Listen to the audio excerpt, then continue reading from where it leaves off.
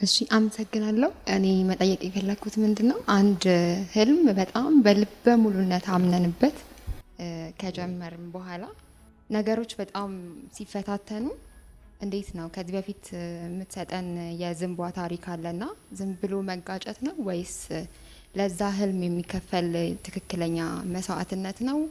እንደዚህ እየተቸገርኩበት ያለውት ፓዝ የሚለውን እንዴት ነው ዝም ብዬ ጊዜን እያቃጠልኩ ኢነርጂን እያቃጠልኩበት ነው ወይንስ የምር ኮንሲስተንሲን ፈልጎ እየተፈታተነ ነው የሚለውን ነገር እንዴት ነው ዲፈረንሺየት ማድረግ የምንችለው? ናምበር 1 አንድ ህልም ለማሳካት ሁሌ ህልሙን የሚያሳኩ ሀሳቦች ነው ማሰብ ያለብን። የሀሳብ ደረጃዎች በጣም ሚሊየን ስለሆኑ ህልም ለማሳካት ማሰብ የምንችላቸው ደረጃዎች ደግሞ እጅግ በጣም ብዙ ናቸው። ምንድነው ህልምሽ?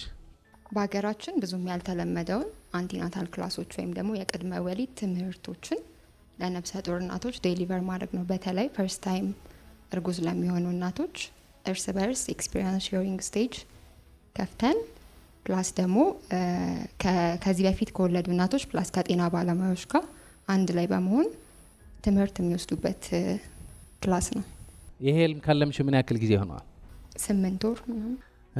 ህልማችን የማናሳካው ህልማችን ስለማይቻል አይደለም። ህልማችን የማናሳካው ህልማችን ከአቅማችን በላይ ስለሆነ አይደለም። ሲጀመር ማን መሆናችን አናቅም። ምን ማድረግ እንደምንችል ደግሞ በትክክል አንረዳም። ስለ ራሳችን ማወቅ ስንጀምር እና ራሳችን በደንብ አድርገን መምራት ስንጀምር ሁሉም ህልም ይቻላል። ለምን ነው ማንችለው? ያ ህልም እንዴት እንደሚሳካ አናቅም። ያ ህልም እንዴት ወደ ውጤት እንደሚቀየር አናቅም። ስለዚህ ሙሉ ቀን የሚቻልበት ማይቻልበት የሚሆንበት ማይሆንበት ስንቀላቅል ነው የምንውለው። ድንገት የሆነች ሀሳብ እናስባለንና ያቺ ሀሳብ ይዘን ለመራመድ ለማሳካት ምናምን እንሮጣለን። ግን ያቺ ሀሳብ ዋጋዋ ያቺ ሀሳብ ቫሊዋ ትንሽ ልትሆን ይችላለች። አሁን ለምሳሌ እዚህ ጋር ይሄ ሴሚናር እንዴት አድርገን አሪፍ እናድርገው ብዬ ብጠይቅ እና ወረቀት ብሰጣችሁ ሁላችሁም ጽሁፍ ልትሰጡኝ ትችላላችሁ። ዳዊት ይሄ ሴሚናር ለማሳመር እንደዚህ ማድረግ አለብህ ብላችሁ 500 የሆነ መልስ ልትሰጡኝ ትችላላችሁ። የ500 አምጥተን ብንገመግመው ከነዚህ 500 ስንት ሀሳቦች ናቸው ቆንጆ የሚሆኑ? ስንት ሀሳቦች ናቸው በጣም ቆንጆ ነው የሚሆኑ? ስንት ሀሳቦች ድንቅ ይሆናሉ? ስንት ሀሳቦች ጥሩ ይሆናሉ? ስንት ሀሳቦች ተራ ይሆናሉ? ስንት ሀሳቦች ደካማ ይሆናሉ? መገምገም ትችላላችሁ አይደለ? ይሄ የሚያሳየው ምንድነው? 500 ሀሳብ ቢመነጭ የ500 ሀሳብ በተለያየ ደረጃ ነው የሚመነጨው። አንዱ ለምሳሌ እኔ ያለው አይደለ? አንዱ እኔ አስቤው ማላቅ ሀሳብ ሊሰጠኝ ይችላል። አንዱ ሁሌ የማስበው ሀሳብ ሊሰጠኝ ይችላል። አንዱ ከዚህ በፊት አስቤው የማይሆን ሀሳብ ሊሰጠኝ ይችላል። አንዱ የሞተ መቃብር የሆነ ሀሳብ ሊሰጠኝ ይችላል። የሀሳብ ደረጃዎች ነው ማሳያቸው ያለው። ሁሉም ሀሳብ ናቸው። ሀሳቡ ከኔ ሊመነጭ ይችላል፣ ከእናንተ ሊመነጭ ይችላል። ስንት ሀሳቦች ናቸው? ከመቶ ስንት ፐርሰንት ናቸው በጣም ገራሚ ለውጥ መፍጠር የሚችሉ? በጣም ጥቂት ነው የሚሆነው። 1-2% ነው የሚሆነው። ራሱ 1% የዓለማችን ህዝብ የሚያስብ የምንለው ከዓለማችን ህዝብ 1% ልዩ የሆነ ሀሳብ ነው የሚያስበው። እዚህ ጋር ልዩ የሆነ ሀሳብ ያስባል፣ ልዩ የሆነ ስሜት ይፈጥራል፣ ልዩ የሆነ አክሽን ይወስዳል፣ ልዩ የሆነ ውጤት ያደርጋል። ስለዚህ ምን ማድረግ አለብን? ራሳችን ልዩ የሆኑ ሀሳቦች፣ ድንቅ የሆኑ ሀሳቦች፣ ገራሚ የሆኑ ሀሳቦች፣ ተአምር የሆኑ ሀሳቦች ማሰብ እንድንችል ራሳችን ማሰልጠን ያስፈልገናል። የሞተ ሀሳብ የምታስብ ከሆነ የሞተ ድርጊት ነው የምትወስደው። የሞተ ድርጊት ስትወስድ የሞተ ውጤት ታገኛለህ። እያሰብክ እኮ ነው፣ እየሰራህ ነው፣ እያገኘ ነው፣ ግን ሀሳብህ ዝቅ ያለ ነው። የምትፈልገው 1 ሚሊዮን ነው፣ ግን ሁሌ የምታስበው ስለ 5,000 ነው አይደለም እንዴ? አንድ ሰው 5,000 የሚያገኘው 1 ሚሊዮን የማያገኘው አቅሙ ስለሌለው አይደለም። ሙሉ ቀን የሚያስበው ስለምንድን ነው? እቺ 5,000 ምን ላድርጋት? በጣም ከባድ ነው። እኔ እኮ ገንዘብ የለኝም፣ እኔ እኮ ሰው የለኝም፣ እኔ እኮ ተሰቃየሁ፣ እኔ እኮ ህልም ነበረኝ፣ ግን ምን ላድርግ? የሚያግዘኝ ሰው የለ። ይሄ ነው የምታስበው አይደለም? ሙሉ ቀን ይሄ ስታስብ ነው የምታገኘው። ይሄ ነው የምታገኘው። አሁን የ1 ሚሊዮን ሀሳቦች ማሰብ ከጀመርክ የ1 ሚሊዮን ሀሳቦች ወደ አንተ መፍሰስ ይጀምራሉ። የ1 ሚሊዮን ሀሳቦች ማሰብ ሲጀምር የ1 ሚሊዮን ስራዎች ማየት ጀምራለህ። የ1 ሚሊዮን ስራዎች መስራት ሲጀምር የ1 ሚሊዮን መንገዶች ማየት ጀምራለህ። እነሱ ስትጠቀምባቸው የ1 ሚሊዮን ውጤቶች መምጣት ይጀምራሉ። ክሊር? ስለዚህ አሁን ከሚመች ሀሳብ ወጣ ብለህ ማሰብ ችላለህ። ይሄ እንዴት ነው የምታደርገው? ራስህ ላይ መስራት ነው። አእምሮህ ላይ መስራት ነው። ስለዚህ በህክምና ዙሪያ ምን ቪዲዮዎች ትከታተያለሽ? አሁን ማሳካት የምትፈልጊው ህልም ለማሳካት ምን ቪዲዮዎች አይተሽ ታውቂያለሽ? የሚድዋይፈሪዎች፣ የአዋላጅ ነርሶች፣ የዶክተሮች፣ የጋይናኮሎጂስቶች ዩቲዩብ ቱቶሪያሎች ቪዲዮዎችን በደንብ ነው የማየው። ቢዩቲፉል። አሁን እነሱ አንቺ ማሳካት የምትፈልጊው ህልም አሳክተዋል? እንዴት ነው ያሳኩት እነሱ? አሁን እኔ ለምሳሌ ስጀምረው ቦብ ፕሮክተር ነው ያየሁት። ቦብ ፕሮክተር በጣም ድሃ ነበረ፣ የሚቻልበት መንገድ አሰበ፣ የተለያዩ ስራዎች ሰራ። ስለዚህ ሳየው ኢንስፓየር ያደረገኝ። ልክ እኔ ቦብ ፕሮክተር ኢንስፓየር እንዳደረገኝ አንቺ ኢንስፓየር ያደረገች ሰው ንገረኝ። ዲያና ኢን ደ ፒንክ። ምን ነው ያደረገችው ዲያና ኢን ደ ፒንክ? አንቲናታል ክላሶችን ዩኬ ውስጥ የምትሰጥ የሄልዝ ኦፊሰር ናት። እንዴት አስባ እንዴት አሳካችው? ያው ኢኒሻሊ ቤቷ ውስጥ ነው የጀመረችው ፕሬግናንት እናቶችን ማስተማር። አሁን ግን በጣም ብዙ ብራንቾች አሉትና እንደዚህ ክላሶች አሏት በየሀገሩ። ኖቶሊ ምን ችግር ገጥሟት ነበረ ስትጀምር? እሱ ነው ብላለሁ። ስሟ ማወቅ አይደለም ብላለሁ፣ ዌብሳይቷ ማወቅ አይደለም። ገብተህ የእሷ ዲቴይል ስታነቢ ልክ አንቺ የገጠመች ችግር ገጥሟት ነበር። እኔ ቦብ ፕሮክተር የምወደው ለምንድን ነው? ቦብ ፕሮክተር ሁሌ በአመት 4000 ይሰራ ነበር ሁሌ። እዳው ግን 6000 ነው። ከአመት ወደ አመት ቦብ ፕሮክተር ገቢው ስንት ነው? 4000። ወጪውስ? የሰራ ቢሰራ ሁሌ ጎደሎ ነው። አንድ አመት ተኩል ምንም ሳይበላ ሳይጠጣ እዳ ቢከፍል ማለት ነው 1 አመት ተኩል ያስፈልጋል እዳ ለመክፈል። እና ይሄ ለምን ነው ማልቀይረዋል? እና ሲሞክር ስንት መከራየ ስንት ስቃየ፣ ከዛ አልፎ ከዛ በአለማችን አንደኛ ሆነ። ሁሌም ነግራችኋል አይደል? ጎልካስት ግቡ። ጎልካስት የሚባል ዩቲዩብ ቻናል አለ፣ ገብታችሁ ግቡ። ጎልካስት ሁሌ የሚያሳያችሁ ምንድነው? ማንኛውም አሁን በአለም ፌመስ የሆነ ማንኛውም አሁን በአለም አክተር የሆነ ማንኛውም አሁን ፊልም የሚሰራ ማንኛውም አሁን የሚገርም ታሪክ ያለው የሆነ ሰዓት ተጎሳቁሎ ነበር። የሆነ ሰዓት ህልም ነበረው፣ ገንዘብ አልነበረውም። ህልም ነበረው፣ ሰው አልነበረውም። ህልም ነበረው፣ ስንት ነገር አልነበረውም። የሆነ ሰዓት ተስፋ ቆርጦ ድራሹ የጠፋበት ሰዓት ነበረ። ከዛ ግን እየሰራበት ሲመጣ እዛ ደረሰ። አሁን እንደዚህ ታሪኮች ደጋግመህ ስትሰማ በቃ ችግርህን ትንቀዋለህ። እንዴ እኔ ምን ተፈተኘ ነው እንደዚህ ምለው? እነዚህ ሰዎች እንደዚህ አልፈው ነው እዚህ የደረሱ። እነዚህ ሰዎች ከዚህ ተነስተው ነው እዛ የደረሱ። እዚህ ማክሰኞ ያለን ፕሮግራም የ21ኛው ክፍለ ዘመን ጀግና ስትሰማቸው ማን ነው ተመቻችቶለት የጀመረ? አሁን የተለያየ ስራዎች የሚሰሩ የተለያየ ሰው የሚደርሱ ሰዎች ሲጀምሩ ማን ነው? ክፍለ ሀገር ነው የነበርኩ ትራንስፖርት አልነበረም ብለው አይደለም እንደ የሚጀምሩ። ዳስ ዋይ የማክሰኞ ፕሮግራም ያለ ከሌላ ሰዎች ታሪክ እንድንማር ነው። በሶሻል ሚዲያ አንዳንድ ጊዜ ታሪካቸው ሲወጣ ሰው የእነሱ ስህተት ለቅመው ይወጣል። ማንኛውም ሰው ጥሩ ከፈለክበት ታገኝበታለህ፣ መጥፎ ከፈለክ ታገኝበታለህ። አሁን እኔ ሁሌ የማንኛውም ሰው መጥፎ ከፈለኩ አላጣው። አሁን እዚህ ጋር ዳንኤል አለ። የዳንኤል መጥፎ ከፈለኩ ሞልቷል፣ ጥሩ ከፈለኩ ሞልቷል። የዳንኤል መጥፎ እያየሁ ከመጣሁ ዳንኤል ጠላዋለሁ። ዳንኤል ስጠላ ራሴን እጠላለሁ። ራሴን ሳልጠላ ዳንኤል አልጠላም። ለራሴ ፍቅር ካለኝ ለዳንኤል ምን ነው የሚኖረኝ? ፍቅር ነው የሚኖረኝ። ስለዚህ ዳንኤል ጥሩ ካየሁ ጥሩ ነው። ስለዚህ እዚህ የሚመጡ እንግዶች እንዴት ነው የተቀየረ? አዳምጧቸው። ክፍለ ሀገር ነበርኩ ሲሉ አዳምጧቸው። ከዛ አሰብኩ ሲሉ አዳምጧቸው። ከዛ ገንዘብ ጎደለኝ ሲሉ አዳምጧቸው።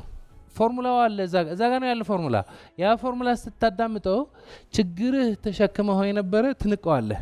ችግርህ ከብዶህ የነበረ ኑሮህ ከብዶህ የነበረ እዚህ መሬት ላይ ታስቀምጠዋለህ።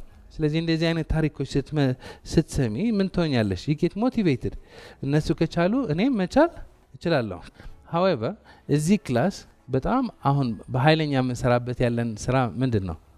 እኔ አሁን ድሮ ህልም ነው ማስተምረው የነበርኩ። አሁን ከህልም የበለጠ ምን ላይ ነው ትኩረት ያደረጉት? አሁን ህይወት ግጥም አድርገህ እየኖርካት ነው ወይ? ማነው ስምሽ? የምስራች ማለት በቃ ሆስፒታሉ አንቺን ሲያይ ይበራል ወይ? ነው ታሪኳ አውጥታ ነው የምታወራው ያለችው። እኔ አሁን ማየት ያለብኝ የምስራች ሳይሆን እኔን ነው። እኔ ሰዎች ሲያይ ይበራሉ ወይ? እናንተን አይደለም። እኔ ዳንኤል ሲያይ ይበራል ወይ? የኔ መስሪያ ቤት ሲያይ ይበራል ወይ? የኔ ቤት ሲያይ ይበራል ወይ? የኔ ጎረቤቶች ሲያይ ይበራል ወይ? የሰፈራችን ልጆች ሲያይ ብርሃን ነኝ ወይ ነው። አሁን ስለማታውቀው ህልም ላወራህ ትፈልጋለህ፣ ግን ስላለህበት መስሪያ ቤት ማውራት አትፈልግም። አሁን እኔ ዳዊት ድሪምስ ነኝ። ለሰዎች ትላልቅ ህልም ማለም ነው ማስተምረው። አሁን ግን መለስ እንበልና ማታቀው ህልም ተወውና አሁን ህይወትህን ነው። በቤትህ ድንቅ ነህ ወይ? ሆስፒታል ነው የምትሰሪት፣ 1000 ሰው ባለበት ሆስፒታል። የዛ ሆስፒታል መሪ ነሽ ወይ? መሪ ለመሆን ግዴታ እዚህ ጋር ባጅ አያስፈልግም። አንቺ ስትገቢ የምስራች ነሽ አይደል? አንቺ ስታልፊ ሰዎች ደስ ይላቸዋል ወይ? አሁን ሰዎች አንቺ ስለሆነሽ ደስ ይበላቸው አይደለም ማለት። እኔ አሁን ለእናንተ ለማስደሰት ከሞከርኩ ጫማችሁ መጥቼ ልጠርግላችሁ እችላለሁ፣ ምንም ጥቅም የለውም። እኔ ለእናንተ ማስደስታችሁ እኔ በውስጤ ደስተኛ ከሆንኩ ነው። የስጋዊ አካሌ በስነ ስርዓት ስከባከበው ጤንነት ይባላል። አእምሮዬ በስነ ስርዓት ሲይዘው ሰላም ይባላል። ስሜቶቼ በደንብ ሲይዛቸው ለሁሉም ሰው ምንድን ነኝ? ፍቅር ነኝ። ሁለንተናዬ ደግሞ ደስታ ነው። ስለዚህ አንቺ ወደ እኔ ከመጣሽ ከኔ የምትወስጂ ምንድን ነው? ደስታ። አንተ ወደ እኔ የምትወስደው ምንድን ነው? የምስራች። ኦልሬዲ እኔ መፍትሄ ነኝ። ማንኛውም ሰው ወደ እኔ ቢመጣ ከኔ የሚያገኘው ምንድን ነው? መፍትሄ። ምክንያቱ እኔ ጠዋት ተነስቼ መሆን ያለብኝ ነው መሆነው። እኔ ጠዋት ተነስቼ ማድረግ ያለብኝ ነው ማደርገው። እኔ ጠዋት ተነስቼ መክፈል ያለብኝ መስዋዕትነት ነው የምከፍለው። እኔ ጠዋት ተነስቼ ከኔ የሚጠበቀው ሁሉ ግጥም አድርጌ መዋጣ ድንቅ ሰው ነኝ።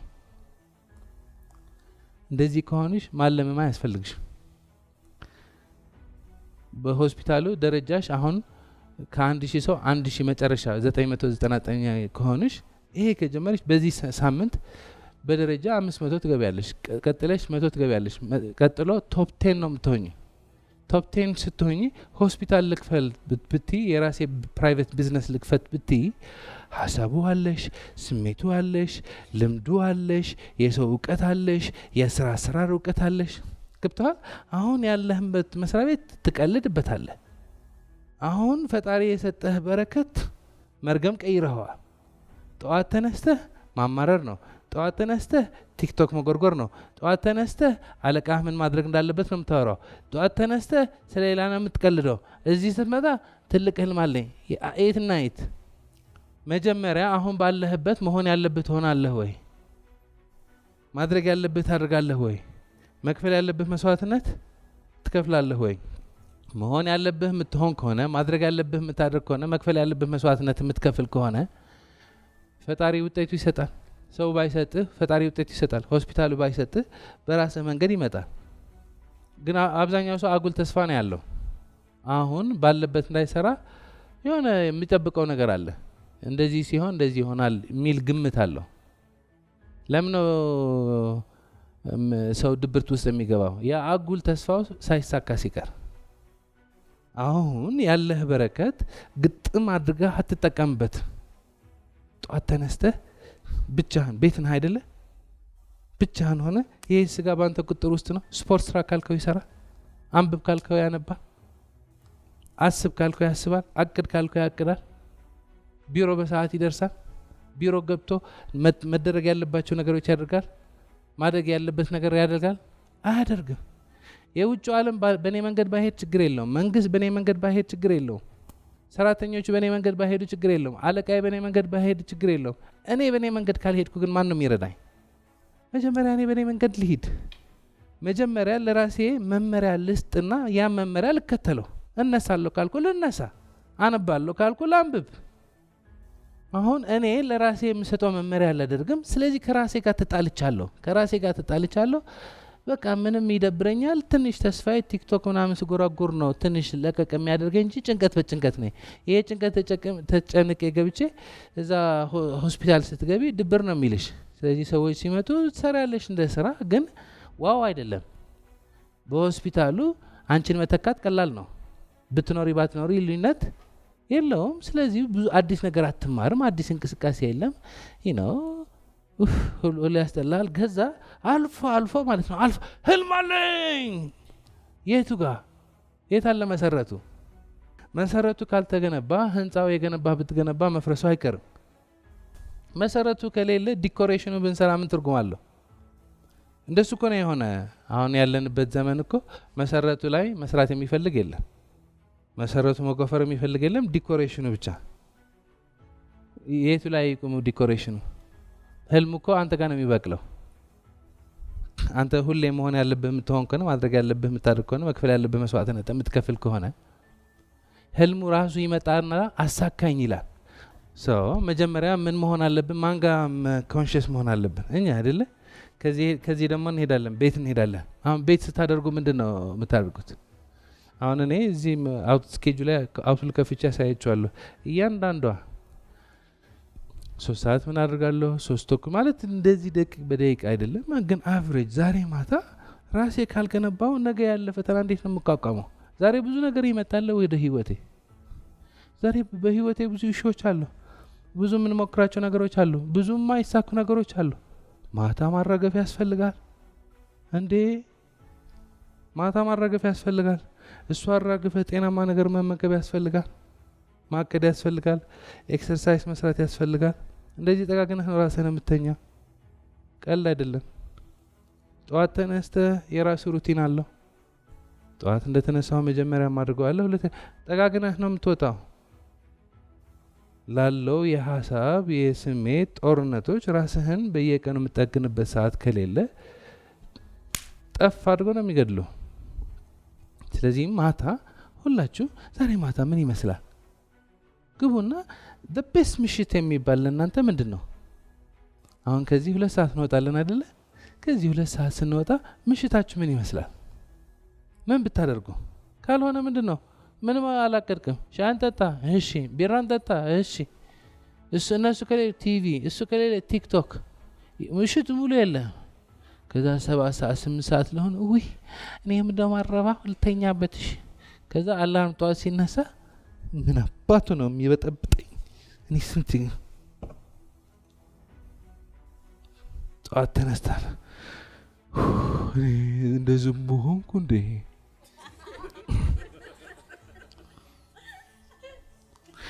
ስንት 28ኛ ባች ገብቻለሁ። ይመጣልሻል አይደለ? ይሄ ወረኛ የሆነ ዳዊት ደግሞ ህልም ነው ይላል። እኛም እዚህ ምን ራስ ጥልቶነ እስከ ሞቲቬሽን ልስሙ። አሁን በጠዋቱ እንትን ከዛ ሞባይል ደግሞ አለ የማይርቅ። ሆስፒታል መሄድ አትፈልግም። ብትሄድም ግዴታ ስለሆነብህ ብቻ ነው። እና ስትገባ የሁሉ ሰው ችግር ነው የሚታይ። እነዛ የምታደንቃቸው 10 ዶክተሮች የነሱ ጥሩም ይታያል፣ መጥፎም ይታያል። ውይ ይሄ ደግሞ ሲያስጠላ፣ እኔ ይሄ ነው መቀየር የምፈልገው። እንደዚህ ቢያደርግ ኖሮ እሱ እኮ የት እንደርስ ነበር። ግን የለም ሀገራችን ይሄ መንግስት እንደዚህ ቢያደርግ ኖሮ አሁን አንተ እቺ ህይወት ምሽት እንዴት ማምሸት እንዳለበት መቋጠር አልቻልክም። ጠዋት ተነስተህ ምን ማድረግ እንዳለበት በአንተ ቁጥር ውስጥ አይደለም። እዛ ከንቱነት ስትገባ ግን አብይ ምን ማድረግ እንዳለበት የምታውቅ ነው የሚመስልህ። ያ አብይ እኮ እንደዚህ ቢያደርግ ሁሉ ሰው እንደሰፈሩ። ባለፈ ሰፈር ያሉ ልጆች መንገድ እንትን የለ አብይ ይሄ አስፋልት አይሰራውም። ያ አስፋልት ቢሰራ ቆንጆ ነው። ግን ምላችሁ ያለው ሁሉ ሰው ሲያስብ ምን ነው የሚያስበው? ከችግሩ ተነስቶ ነው የሚያስበው። ያ ልጅ ሲያስብ የመንገዱ አስፋልት ከተሰራ አገሪቷ የምትቀየር ነው የሚመስለው። ሰውየው አስቦ አይደለም። ቅድም እንዳልኳቸው ነው 500 ደረጃ ሀሳብ ነው ያለ እና እዛ ቁጭ ብለህ ማለት ነው አብይ እንደዚህ ቢያደርግ ኖሮ፣ አለቃችን እንደዚህ ቢያደርግ ኖሮ። ከዛ መሀል ላይ ህልም አለኝ ከዛ ከንቱነት መሀል ላይ ህልም አለኝ ይመጣል። ህልም አለኝ፣ ህልሜ ለማሳካት ምን ላድርግ? 4 የህልም መንገዶች፣ 7 የለውጥ ደረጃዎች፣ 2 ምስጢሮች ልሞክሮ ያቃውሳል። 50 ምስጢሮቹ ተዋቸው ምናምን ተዋቸው። የምታውቀው ነገር አለ አይደል? ጠዋት ተነስ፣ ስፖርት የምትሰራ ከሆነ ስፖርት ስራ። ቀንህ በጸሎት በምስጋና የምጀምር ከሆነ ረጋ ብለህ ጀምር፣ አመስግነህ ጀምር። ሞባይልህ የማይጠቅምህ ከሆነ አስቀምጠው፣ ቀንህን አቅደው፣ ባቀድከው ግባ። ማውራት ያለብህ አውራ፣ ማድረግ ያለብህ አድርግ። እዛ ሆስፒታል ከሆነ የምትሰራው እዛ ሆስፒታል አንደኛ መሆን ነው አይደለ? የተሰጠ ሆስፒታል ነው። እዛ ሆስፒታል ሆነ አብይ ምን ማድረግ አለበት ብታወራ ምንም ህይወት አይቀየርም። አለቃህ ምን ማድረግ እንዳለበት ብታወራ ምንም ህይወት አይቀየርም። በቃ የሆስፒታሉ አለቃ አንተ ነህ። አብዛኛው ጊዜ ብዙ ሰው የሚሸወደው ምን በሌላ ሰው መስሪያ ቤት ሲሰራ ምንድነው የሚያስበው? የራሴ መስሪያ ቤት ስከፍት እቀይራለሁ ብሎ ነው የሚያስበው። አሁን በሌላ ሰው መስሪያ ቤት ስትሰራ ለቤት ኪራይ አትጨነቅም።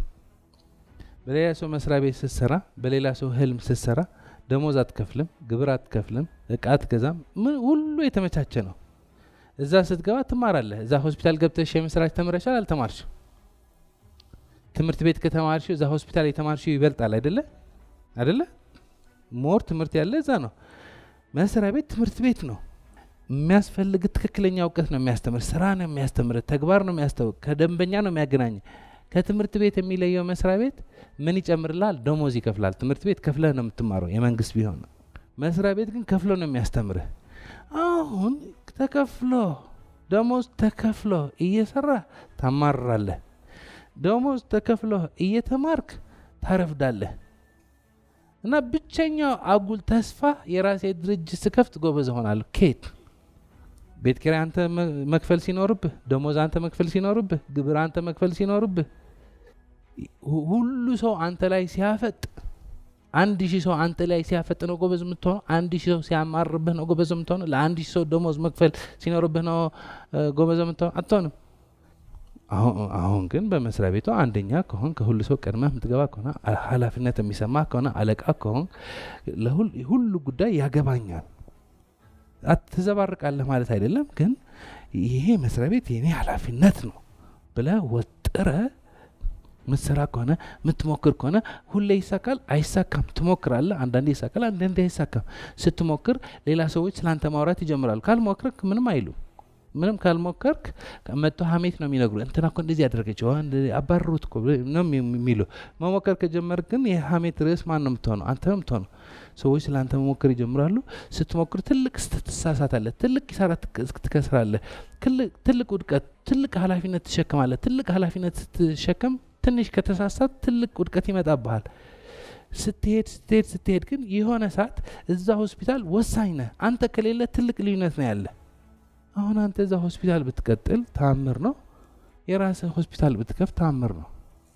አሁን ባለህበት ፈጣሪ የሰጠህ በረከት አሁን ግጥም አድርገህ ማጠቀም ከሆነ ግን ለምን ተጨማሪ ይሰጣል? ስለዚህ ይሄ ሰውዬ ነው መገንባት ያለብኝ። እያንዳንዳችን ልብ እንበል። ይሄ ሰውዬ ከገነባኸው መቼም አትከስርም። ይሄ ሰውዬ ከገነባኸው መቼም አትከስርም። ሆስፒታሉ ብትሆን አትከስርም። የራስህ መስሪያ ቤት ብትከፍት አትከስርም። የሌላ ሰው መስሪያ ቤት ብትከፍት ብትሰራ አትከስርም። ይሄ ሰውዬ መገንባት፣ ይሄ ሰውዬ ግጥም አድርጎ ምን አራቱ ትገነባለህ? ምን ነው የምትገነባው? ስጋዊ አካልህን ገንባው። ስጋዊ አካልህ በትክክል ስትገነባው ውጤቱ ጤንነት ነው። ጤንነት ከሆንክ ተነስተህ ብድግ ታደርጋለህ። ይህ ስጋዊ አካል ሁሌ የምትበድለው ከሆነ የሆነ ሰዓት ያመሃል፣ መነሳት ያስጠላሃል፣ እንደፈለክ ሮጥሮጥ አትልም። ስለዚህ ስጋዊ አካላችን በደንብ አድርገን እንያዘውና ጤንነት ይሆናል። አእምራዊ አካላችን በደንብ አድርገን ስንገነባው ሰላም ይሆናል። ጠዋት ተነስተህ ሰላም ነህ። ጠዋት ተነስተህ የሚያስጠላ ሀሳቦች አይመጡልህም። ጠዋት ተነስተህ ሰዎች አትጠላም። ጠዋት ተነስተህ ሰዎች አትቀየምም። ጠዋት ተነስተህ ከራስህ አትጣላም። ጠዋት ተነስተህ ሞት ይሻለኛል አትልም። ጠዋት ተነስተህ ወደ ቲክቶክ አትገባም። ምክንያቱም በቃ አእምሮ ሰላም ነው። ብቻህን ቁጭ ብትል ሰላም ነህ። ስንት ሰው ነው ብቻህን ቁጭ ማለት የሚችለው? ብዙ ሰው ከሚስቱ ጋር ከዋለ እጅሬት ያ ከዚች ከመኖር አልቻልኩም ነው የሚል ጭንቀት። መስሪያ ቤት ብትወስደው አለቃዬ፣ የሆነ ቦታ ይሄ መንግስት ይሄ ሰውዬ ብቻውን አንድ ክፍል ብትዘጋው፣ ቲክቶክ ምናምን ሞባይል ካልሰጠው ብቻውን አንድ ክፍል ብትዘጋ ይገለባበጣል። አሁን እኔና እሱ በአንድ ክፍል ብትዘጉና ቢጨነቅ እኔ ሞቲቬሽን ምናምን ያልኩ አስጨንቄ ልሆን እችላለሁ። እኔ የለውም ብቻውን አንድ ክፍል። አንድ ሰው ብቻውን ሰላም መሆን አይችልም። ምክንያቱም አእምሮ እንዴት እንደሚሰራ ያውቅ። ብቻውን ሀሳቦቹ ከተነስቶ በልጅነት ተበድለ አቤት ይሄ እንደዚህ 24 ሰዓት ብቻውን ሰው መቆየት በጣም ከባድ ስራ ነው። እዚህ ክላስ አሳይመንት አለ።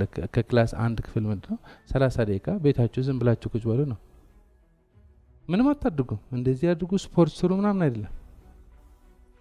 30 ደቂቃ ብቻህን ምንም ሳታደርግ ጀስት ምን ያክል እብድ መሆንህ ለማወቅ ማለት ነው። በአንድ ደቂቃ ውስጥ ይመጣልሃል። ይሄ ዝንቡ ታሪክ ነው። ዝንቡቶ ህልሙቶ ሆስፒታሉቶ ኢትዮጵያ ተዋትና ጀስት እኔ አሁን ማየት የምፈልገው ዝም ማለት ትችላለህ ወይ? ስፖርት መስራት ሌላ ነው። እሱ ከሰጠው ከባድ ነው። ማሰብ ሌላ ነው። እኔ ዝም በል፣ አተኛ፣ ቲቪ አቲ፣ ሞባይል አቲ፣ ግን ብቻህን ጀስት ዝም ማለት ትችላለህ? ስንት ሰው ነው 30 ደቂቃ እንደዚህ ቁጭ ማለት የሚችለው? 30 ደቂቃ ከተቀመጥ ምን ያክል አእምሮ እንዳለ ታውቃለህ? በ30 ደቂቃ ውስጥ ዓለም ሙሉ ያገላብጣታል። የአብዛኛው ሰው አእምሮ መመሪያ ከሱ አይወስድ። የአብዛኛው ሰው ስጋዊ አካል መመሪያ ከሱ አይወስድ። ምን 30 ደቂቃ በ3 ደቂቃ እንደሞላ የሆነ ሀሳብ ይመጣል። ማኪያት ሰው ምለው ያለው ስጋዊ አካሌ መመሪያ ከኔ መውሰድ ሲጀምር እንደተመቸው የሚተኛ እንደተመቸው የሚነሳ ዝም ብሎ ሳይሆን ትክክለኛ መመሪያ ሲወስድ ይሄ ስጋዊ አካል ማለት በተገቢ ሰዓት የሚተኛ በተገቢ ሰዓት የሚነሳ ከሆነ ደስ ነው የሚለው። በደንብ ተኝተ በቲክቶክ መሰረት ሳይሆን በሌላ በቲቪ መሰረት ሳይሆን በሰዓትህ ተኝተ በሰዓትህ ስትነሳ ድነህ ነው የምትነሳው፣ ታድሰህ ነው የምትነሳው። ከዛ ከተነሳ በህይወት ስላለ ፈጣሪ በምስጋና ከጀመርክ ጭንቀት አይመጣም። ሙሉ ቀን ቢመጣም ትወጣዋለህ። ይሄ ጤናማ ምግብ ጤናማ ውሃ ስትጠጣ ግጥም ብለህ አላልክም። እዛ መስሪያ ቤት ደግሞ ገብተህ ያለው ስራ ግጥም አድርገህ ከሰራ ያንተ የህይወት ደረጃ ይቀይራል አይቀየርም? ይጋደት አካባቢያችን ያሉ ሰዎች ስንመለከታቸው እኛ ማን መሆናችን ያግሩናል አይደለ? እኛ ጋር ቁጭ ብለው ስለ ሆስፒታል የሚያማሩ ከሆነ ማን ማህበር ነው? ምን ማህበር ነው ያለ ነው? ማማረር ማህበር ለውጥ ያመጣል? ማህበር ማማረር ለውጥ ያመጣል ወይ? ስለዚህ ማህበር ማማረር ከገባ የሚማረርበት ጉዳይ አታጣም። ለዚያ ሆስፒታል በመስሪያ ቤታችሁ ቼክ አድርጉ። ማህበረ ማማረር ናችሁ? ማህበረ ዝም ናችሁ? ማህበረ እንቅስቃሴ ናችሁ ወይስ ማህበረ መሪዎች? መሪ ለመሆን በቃ አንደኛ ምን እናድርግ፣ ምን ቀይር፣ ምን እናሻሽል፣ ምን እናንቀሳቅስ። ሀሳብ ካለህም ሀሳብ መስጠት ትችላለህ። ጀስት ዱ ኢት ቡም ቡም ቡም። የትኛው ቀን ነው የምትፈልገው? ተሰብስበው ማማረር የምትፈልጉ ወይስ ነገሮች መታ ማድረግ? ነገሮች መታ ማድረግ ነው። ሶ ዩ ዱ ዛት። አሁን እነዚህ ነገሮች ስታደርገው ለም ነው የምትሆነው። እጅግ በጣም ለም የሆነ ሰው ነው የምትሆነው። አንድ የመጨረሻ ታሪክ ልንገራችሁ። ታሪክ ሳይሆን ኤግዛምፕል። የሆነ ሰውዬ ምን ነው የሚሸጠው? እየዞረ ምን ነው የሚሸጠው? ሲሪንጅ ነው የሚሸጠው። ለብርቱካን ገበሬዎች ይሰጣልና ብርቱካኖች ላይ የሆነ ስፕሬይ ካደረግ ወይ ደግሞ ሲሪንጅ ካደረግ ብርቱካኑ ስፍት ይላል እና ከወጋኸው ስፍት ይላል። ሰውየው የሚሰራው ፍሩቱ ላይ ነው። ገበሬዎች የተለያየ ማንጎ፣ ሙዝ፣ ፍሩት ካበቀሉ በኋላ ይሄ ሄደ ይሸጥላቸዋልና የሱ ስፕሬይ ሲቀቡት ያብለጨልጫል እና ይሄ አባጣ ጎባጣ ያጠፋዋል። ወይ ደግሞ የሆነ ነገር ሲወጋው ንፍት ይላል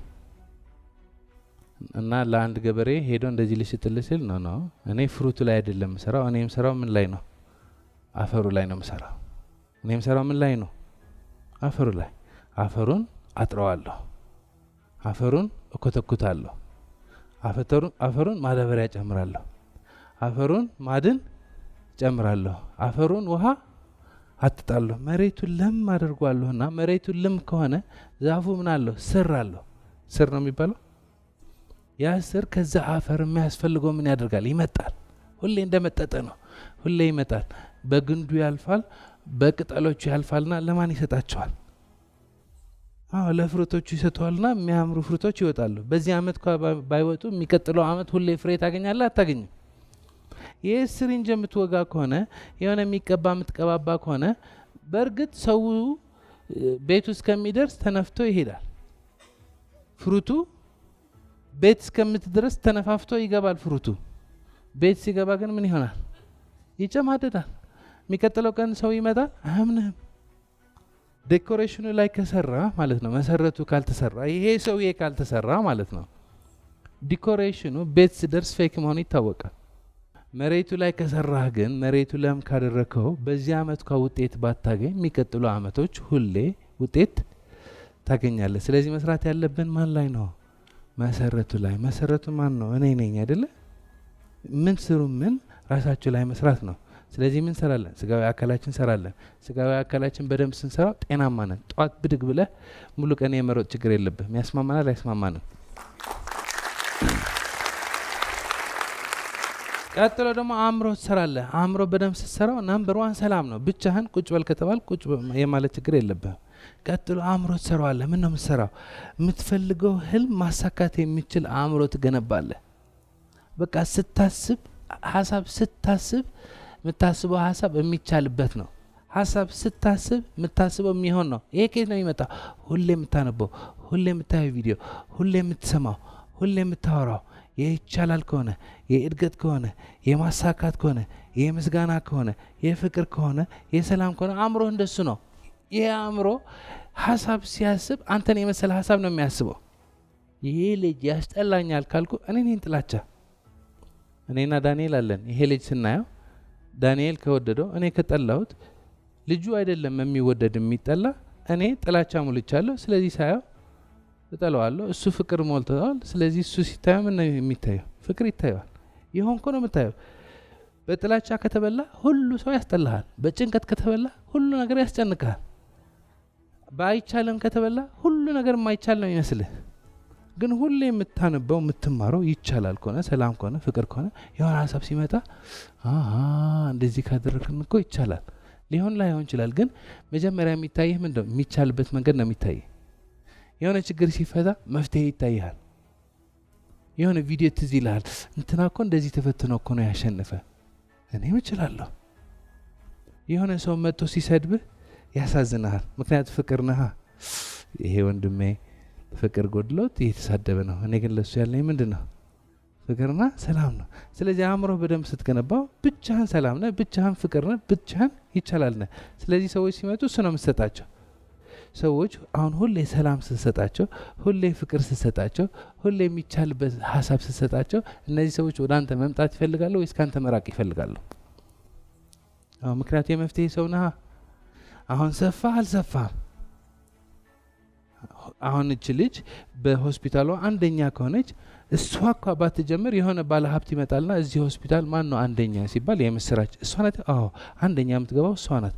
እዚህ ሆስፒታል እሷ ከሌለ ትርጉም የለውም። ስለዚህ ፓርትነር እናድርግ ብሎ ይጠራታል አይጠራት? አሁን ግን ቢፈልግ ያገኛት። ህልምሽ አለ፣ መሰረቱ ካልተገነባ ማን ያገኝሻል? ስለዚህ አእምሮ ትገነባለህ። ስሜቶችህ ደግሞ አለ። ከሀሳብ አልፎ ደግሞ ስሜት ደግሞ ይገነባል። እምነት ትገነባለህ፣ ፓራዳይም ትገነባለህ። ሆናል ሀብታም ከሆንክ ይሄ ነው ሶስቱ። ይሄ ሶስቱ መሆን ነው የሚባለው። ከመሆን ምን ይወጣል? ማድረግ። ከማድረግ ምን ይገኛል? ውጤት። መሆን፣ ማድረግ፣ ማግኘት። ሀብታም ከሆንክ ሁሌ ሀብታም የሆኑ ነገሮች ነው የምታደርገው። ስለዚህ ሀብታም ውጤቶች ነው የምታገኘው። ይቻላል ከሆንክ ሁሌ የሚቻልበት ነገር ነው የምታደርገው። ስለዚህ የሚቻልበት ውጤት ታገኛለህ። አንድ ላይ ነህ። አሁን አብዛኛው ሰው መሆኑ ላይ አይደለም የሚሰራው። አብዛኛው ሰው ምን ላይ ነው የሚሰራው? ውጤቱ። እንዴት አድርጌ ገንዘብ ላገኝ፣ እንዴት አድርጌ ደሞዝ ይጨመርልኝ፣ እንዴት አድርጌ ህልሜ ላሳካ። ሁሌ ፍሩቱ ላይ ነው። ፍሩቱ ስፕሬይ ማድረግ ነው የሚፈልገው። ፍሩቱ መርፌ መውጋት ነው የሚፈልገው። ኪሳራ ነው እሱ። መጀመሪያ ማን ነው መሰረት? እኔ የምፈልገው አይነት ሰው ህልም 28ኛ ባች ሁሌ ማስተምራቸው የነበር። አሁን ተቀይረዋል ክላሱ። ግን ህልም ሳስተምራቸው ሁሌ የምለው የነበርኩ ምንድን ነው የምስራች? ሁሌ ህልም የሚያስፈልገን ዋና ዓላማ ምንድን ነው? ምንድነው ቃሏ? ሁሌ የምደጋግማት የህልም ዋና ዓላማ ምንድን ነው? ማደግ፣ እድገት። ወደ ምን ነው የምታድገው? ህልሙን ማሳካት የሚችል ሰው መቀየር አለብህ። የራስ ሆስፒታል መገንባት የምትፈልግ ከሆነ አሁን የምትሰራበት ያለ ሆስፒታል ያንተ ይሁን። አንተ ክፈተው፣ አንተ ዝጋው። አሁን እንደዚህ አድርግ እንደዚህ አድርግ እያልኩ አይደለሁም። የምታውቀው ሁሉ ነገር አድርግና ይለቅብህ። ካንተ የሚጠበቀው ሁሉ ነገር ካደረግ፣ መሆን ያለብህ ከሆንክ፣ ማድረግ ያለብህ ካደረግ፣ መክፈል ያለብህ መስዋዕትነት ከከፈልክ ሙሉ ነህ። ዝም ብሎ ከንቱ የሆነ ሀሳብ የለብህም። ያ አይነት ሰው ስትቀየር፣ ያ ሰው ስትቀየርና ያ ሰው ስትቀየር ብቻ ነው ህልምህ የምታሳካበት መንገድ የሚታይ። ለዘመናት የተደበቁ የህይወትና ስኬት ምስጢራት በጥልቀት በማጥናት ራሳችንና ቤተሰባችን ብቻ ሳይሆን ኢትዮጵያና አፍሪካን ቀይር። 1 ብርም ከ1 ዶላር እኩል እናድርግ። የ21 ቀን ፓራዳይም ሽፍት ስልጠናን አሁኑን ይመዝገቡ።